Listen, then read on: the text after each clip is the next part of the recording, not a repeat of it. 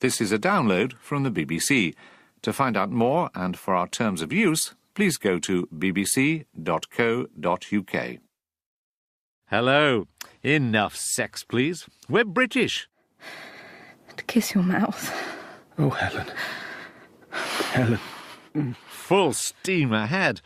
And in the school holidays too. In feedback this week, Radio 4's head of compliance tells us when it's okay to do it and talk about it on this network. But please don't use Americanisms when you do. One of the things we get lots of complaints about is train station, and a lot of people tell us, well, that's the American phrase, and in this country we say railway station. I mean, I'm quite relaxed about that because I think my railway station calls itself a train station. As listeners defend the purity of the English language, we meet the man who decides when Americanisms can become Englishisms. But first... Here he is, and he bowls. Oh, there's an appeal for leg before now, and he's out. The fourth Ashes test at Chesterley Street was a thriller, as the initiative swung first one way, then the other. Chasing 299 to win, Australia was sitting pretty on 168 for 2, well on the way to victory. And then Stuart Broad began one of the most devastating bowling spells of recent years to reduce them to 198 for 8. Could England wrap up an unlikely victory before the rain came and so clinch the Ashes? Like thousands of others, Ken Oliver was glued to his radio. There's a breathless hush in the close tonight. 10 to make in the match to win. A bumping pitch and a blinding light. An hour to play and the last man in. And it's BBC News at 7 o'clock. Magnificent spell here. BBC News at 7 o'clock. Downing Street says it's... What sounded like an automatic switch of programmes back to Radio 4 from the cricket was at a very crucial stage of the game. I presume nobody at headquarters was listening. Hello, this is Polly Taylor. I'd just like to congratulate the idiot who managed to press the button without so much as a by your leave. We were suddenly rocketed into the news and then the Archers. The trouble is, all Kenton's family. Oh, there are a lot of them. Hello, this is Paul Roberts from New Ferry, Wirral. During that 15-minute transmission, Australia lost their 9th wicket. I really do feel that this was a most unnecessary interruption. In fact, the cricket disappeared from Longwave for 11 long minutes before rather abruptly coming back. I guess. It's not like I'm there very much. 2 more required for victory. Good news for cricket fans, but not so for Archerphile Brenda Southall. If they could manage to start exactly on the 7 o'clock pips, then how could they not finish when the signature tune played? It was really annoying, especially as I was in the bath, so was stuck listening to it.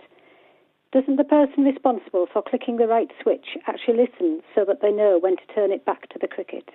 Well, Brenda, the person responsible for ensuring Radio 4 runs smoothly is its network manager, Dennis Nolan. On this occasion, it obviously did not. So what went wrong? Well, what happened, Roger, is that Radio 4 long-wave coverage of cricket is managed with an automatic scheduling system. It's a perfectly good system, as long as the information in it is accurate. We predicted that play would finish at 7 o'clock that night, and we expected that if play were to go on beyond that, that we would get, or the control room here in Broadcasting House, would get a warning to adjust the clock on the mechanism. And whose responsibility was it to give that warning when they could see the match was going on for at least another hour past the normal finish time? Well, there's a chain of communication, and there was a break in the chain. Somebody in the heat of the moment omitted to pass on the word to the control room, so they didn't get the message in time, and unfortunately the mechanism kicked in. So that explains why you cut away from TMS, why we had the news bulletin, why we had the first, I think, 11 minutes of the Archers. That's right. And look, before we go on, I must apologise to everybody whose pleasure in Test Match Special was disrupted and spoiled that night. Well, clearly you offended those who were listening for the cricket because it was perhaps the most dramatic match or period of play in the year. They lost it. But then you cut to the Archers, and those who like the Archers and were listening on Longwave lost that too at 11 minutes in. How did that happen? Well, this is a horny dilemma, you might say. What happened was that once we realised the mistake that had been made, we decided that the priority was to get back to the live event as soon as possible. Even though there was only 4 minutes of Archers left. 4 minutes of the Archers is an over of a live match, and who knows when that critical ball might be played. So it's a difficult decision as to whether to upset an Archers listener or a cricket listener. But at that point, given that the Archers is a recorded programme and available on FM, but there's a crucial live match going out, the priority has to be to go back to the cricket. So you offended both the Archers listeners and the cricket listeners. I regret that very much on both counts. But what's the policy here? I mean, is it that when a test match is on, it always gets preference? Our policy is to stay with the match until the end of coverage. So next time, if anybody has any doubt, if the ball is being bowled, they stick with it? Absolutely. Well, of course, some Archers listeners who don't like cricket will point out that the BBC has a dedicated network, 5 Live. It has 5 Live Extra. Surely the sensible thing is just to put the cricket and put TMS on those. A Test Match Special is already on 5 Live Sports Extra, of course. So we are giving coverage on both the digital and the analogue services. But we're committed to continuing on long wave because at the moment the reach and coverage of DAB is not sufficient, we think, to justify taking it off long wave. Could I raise some other questions that Ken Oliver, one of our listeners, wants us to put? He says, there seems to be a change to how TMS on Radio 4 long wave is dealt with this year. There's no rescheduling of long wave programmes or announcement. Cricket just starts mid-Radio 4 sentence. Why is that happening? Have you cut back? He's right to spot that. As I said earlier, there's now an automated system to opt in and out of the cricket on long wave. And this gives us a substantial saving, which we can put into programmes. But it does mean, as a result, some announcements that would be there are no longer there. That's true. Radio 4's network manager, Dennis Nolan. The new editor of The Archers, Sean O'Connor, hasn't been short of advice from listeners since his appointment. We featured some last week, but the advice still keeps on coming in, and some of it amounts to an incitement to murder. Jennifer Knowles. Ideas for The Archers. Get rid of Emma, Pip, Alice and Jennifer. Put them all in a car driven by Jennifer and send them to the coast for the day and ask her to drive over the highest cliff at high tide. That would rid us of 4 of the most irritating voices and characters in this programme. Hi, this is Steve Killick from Chiddingly in East Sussex. So, a new editor for The Archers, and not before time. But what does Sean O'Connor know about rural life? And how does he intend to heighten the rural reality of the programme, if at all?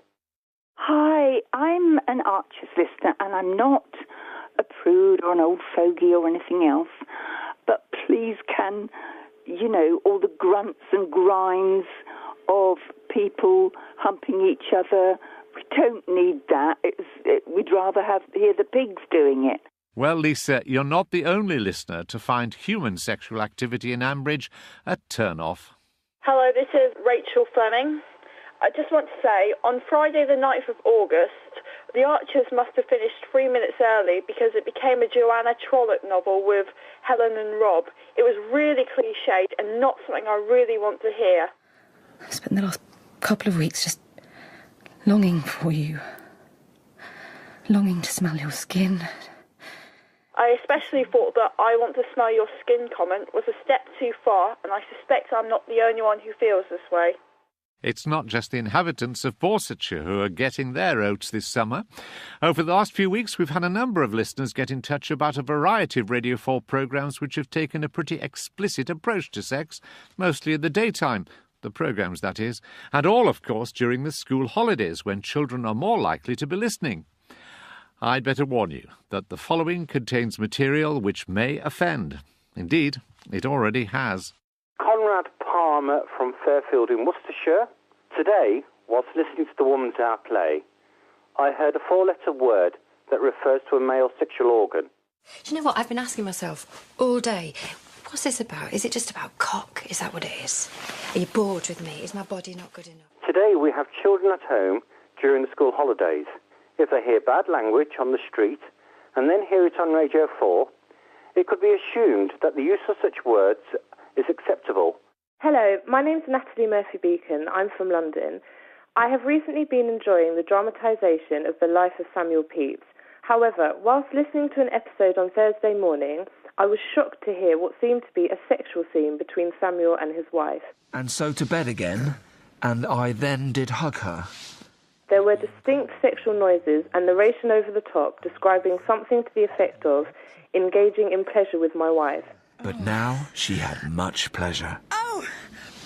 And so to sleep again, and was content.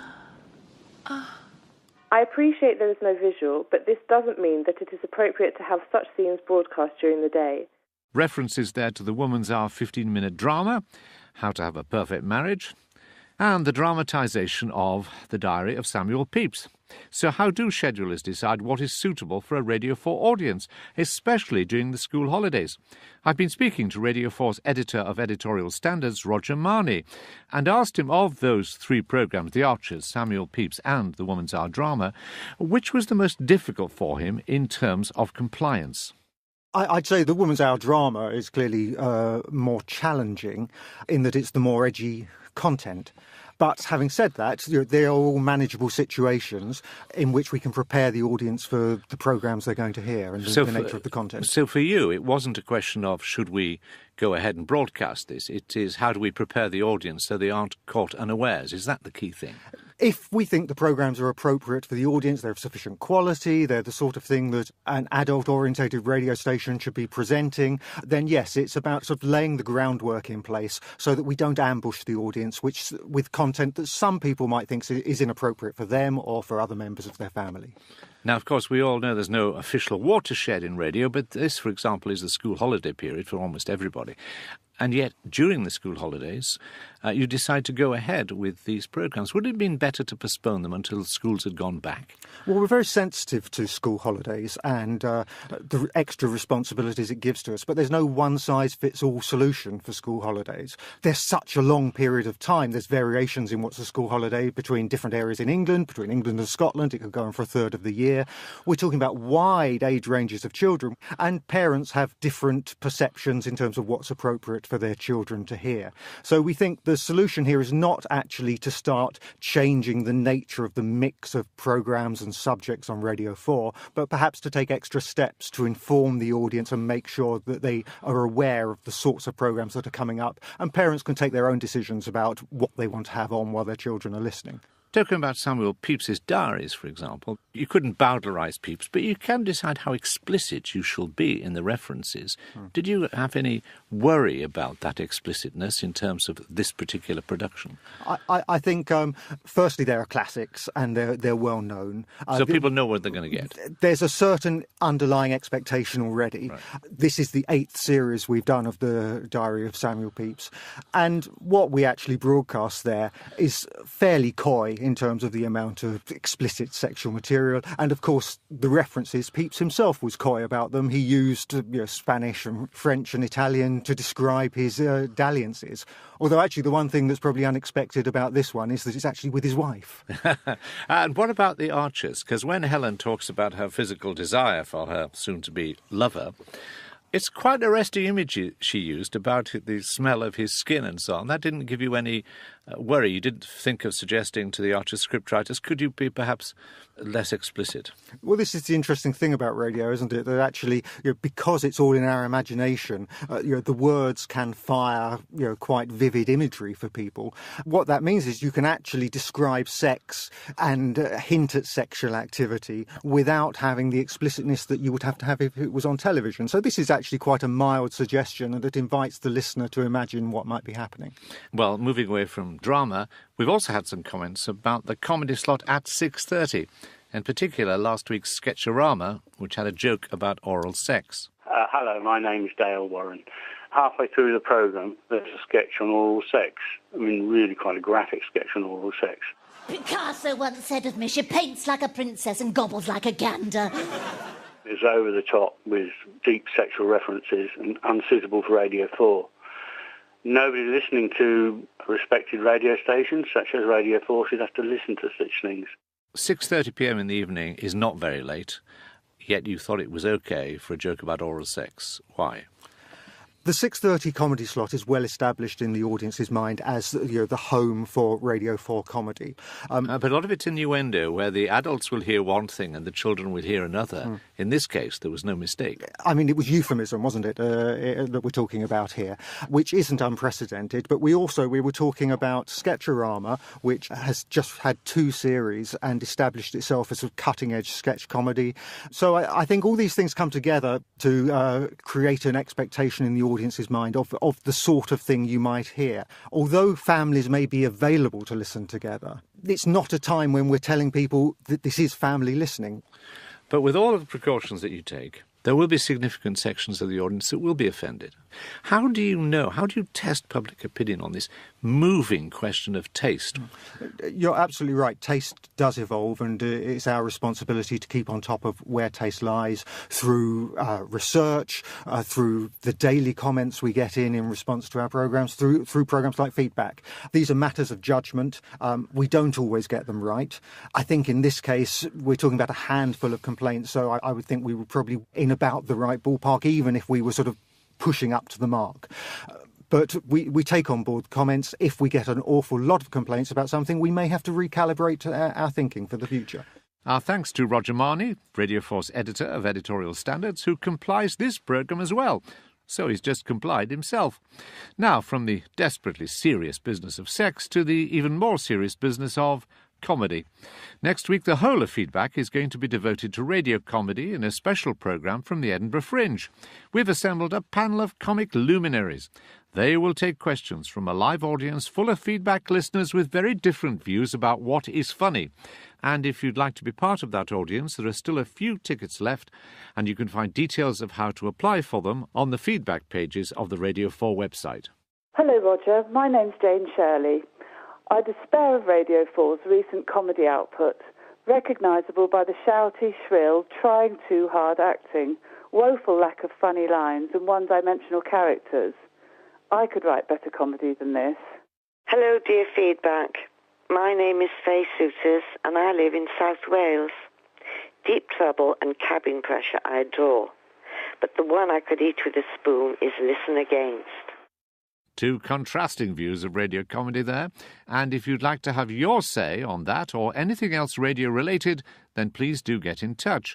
You can write to us at Feedback, PO Box 67234, London SE1P4AX, or leave a phone message on 03333 444 544. Standard landline charges apply, but it could cost more on some mobile networks.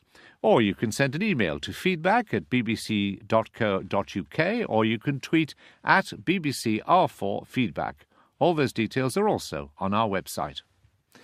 One topic which has drawn consistent correspondence throughout the series has been the decision to replace the science series Material World, presented by Quentin Cooper, with Inside Science, presented by Dr. Adam Rutherford. Some listeners are enjoying its fresh approach. Hello, my name's Kevin West from Ryde on the Isle of Wight.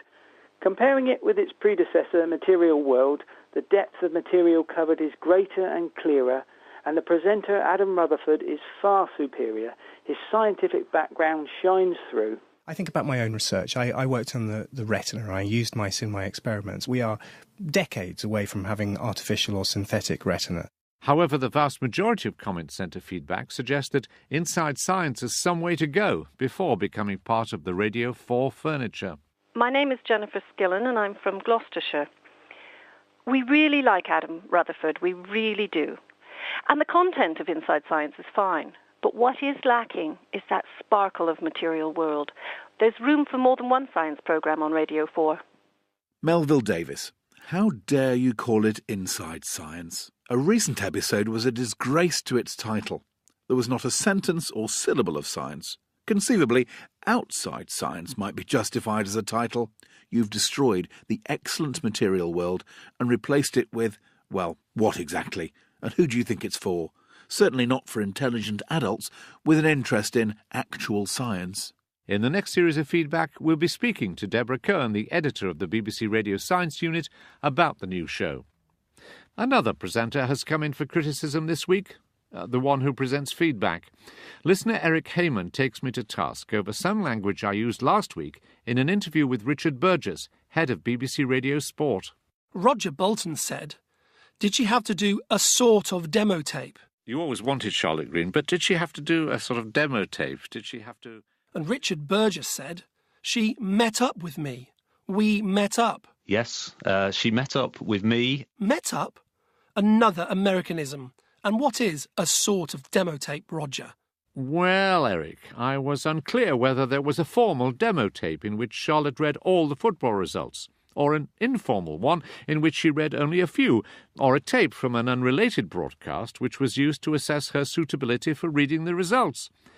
Still, I take the point that I could have used a more felicitous phrase than a sort of demo tape. And you're not the only listener to object to a perceived increase in Americanisms on the BBC. This week, listener Sam Crisp lamented in verse the transformation of transport into transportation. I take no joy in this situation. I fear I must vent my growing frustration. And the origination of my consternation? Simply a matter of misapplication by writers and journos of some education. In English it's simply transport. It may be okay to affix an ation, in comment or soundbite or in citation, in statement or letter or even quotation of people who were not born of our nation. But in truth there can be no reparation for this most heinous mispronunciation. In English it's merely transport. It's no trivialisation, this degradation of our fair corporation by Americanisation, when even Wikipedia's disambiguation says that it's just transport. Thank you, Sam. Many more of you have written in to note that American imports seem to be taking over the airwaves, so we put your points to the most stylish man in the BBC's London newsroom, style editor Ian Jolly. I asked Ian first, what's wrong with transportation? Well, I'm not sure there is anything wrong with it. I mean, I do understand that it's more widely used in America and other countries. But it's certainly, I recall as a young reporter sitting in the Council Transportation Committee. And I know that up in Cumbria, from your original neck of the woods, there was a Transportation Committee in the council there. So it's a word that has been used. And we talked hundreds of years ago about transportation of convicts. So it's not exclusively American, and it may well have fallen out of use in this country. Listener Eric Heyman complained about the use of met up with in an interview in last week's feedback. I think he feels that met is sufficient. Is that a common mistake? Are people always saying it now?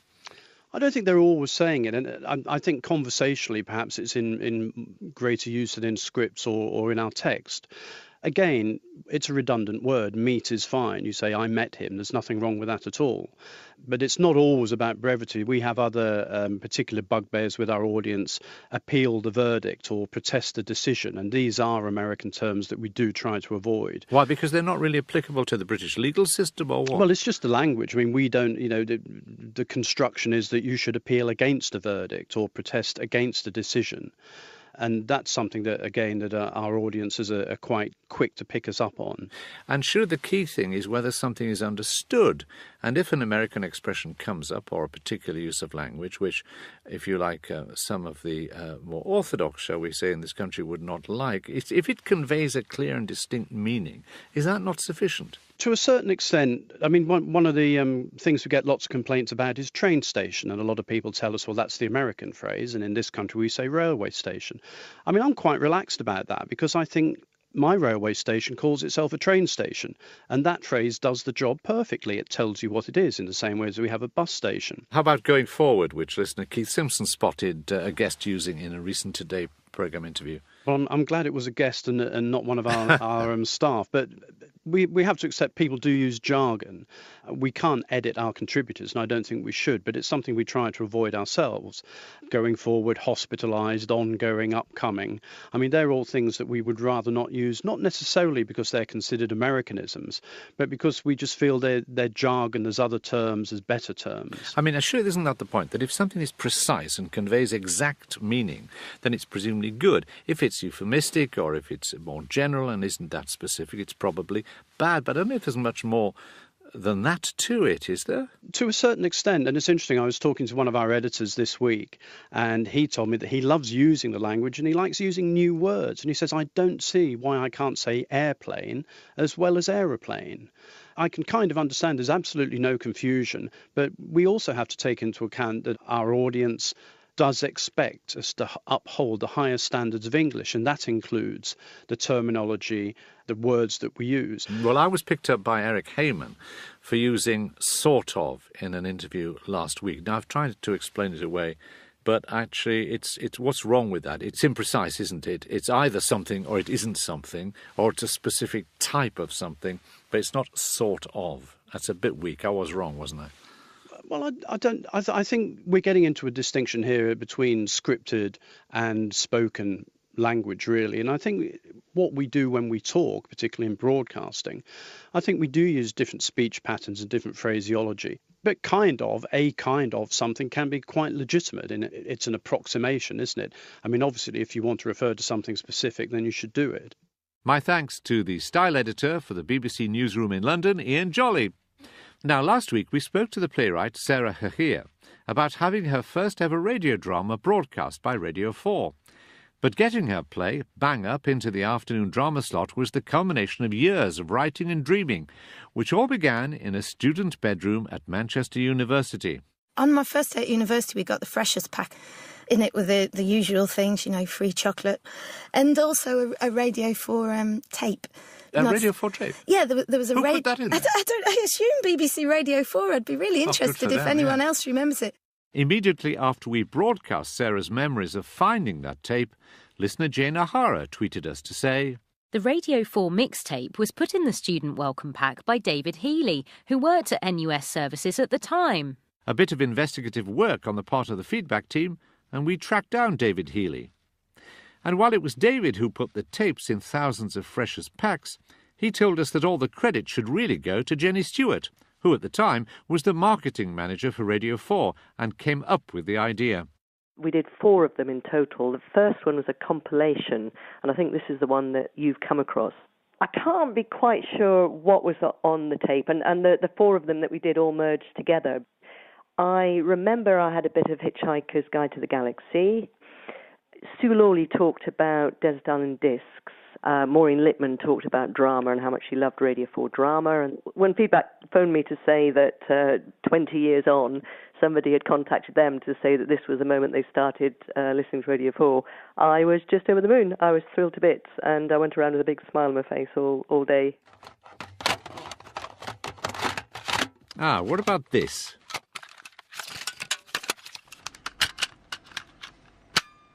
What were you doing when you heard Nelson Mandela's inaugural speech? No, that's not it. That's Andy Kershaw. Let's try this one. I am a Radio 4 junkie. No, that's not it either. Tony Robinson this time. Withdrawal symptoms from, apart from my kids, obviously. Thanks to listener Steve Payne for sending us those sampler tapes from 1994 and 1995. Sadly, the elusive 1992 freshest tape remains missing. If you've got one, please let us know. When I was at Liverpool University in the 60s, no one offered me a radio tape. However, I was offered some much more exotic things. But of course, I did not inhale. Goodbye. People tell us, well, that's the American phrase, and in this country we say railway station. I mean, I'm quite relaxed about that because I think my railway station calls itself a train station. As listeners defend the purity of the English language, we meet the man who decides when Americanisms can become Englishisms. But first... Here he is, and he bowls. Oh, there's an appeal for leg before now, and he's out. The 4th Ashes Test at Chesterley Street was a thriller, as the initiative swung first one way, then the other.